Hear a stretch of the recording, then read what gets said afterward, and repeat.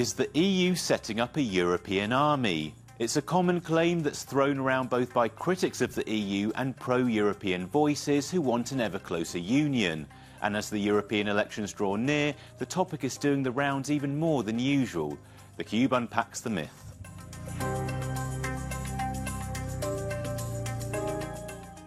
The idea that the EU has or is creating a pan-European army that will conscript citizens of member states is often used to attack the bloc's leadership and general direction. It's typically peddled by right-wing parties and Eurosceptics on social media to accuse the EU of stripping away member states' sovereignty. One of the best examples of this was during the Brexit debate, when Leave supporters whipped up fears of British citizens being drafted into an EU army. But long story short, no, there's no such thing as an EU army. As far as I know, and I consider myself relatively informed, there are no secret plans locked up in offices somewhere in Brussels with this type of plan. So I think you kind of hit the nail on the head with the word myth in this context and in this debate.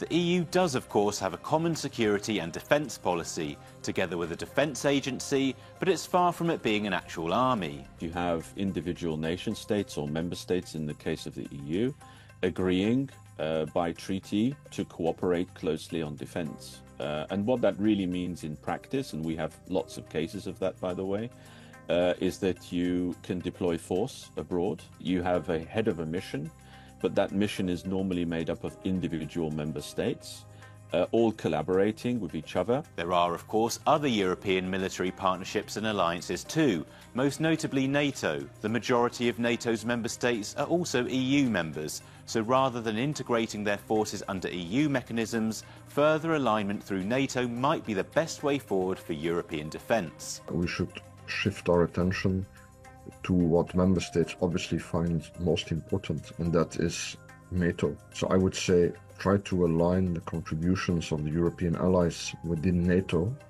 so that all European NATO allies together have a complete set of forces. And what they are lacking, well, there you can use the EU instruments to help the European NATO allies build that. Use the European Defence Fund to invest so that Europeans can build the air defence platforms that we don't have. You can read more on the myth of the EU army and the European elections on Euronews.com.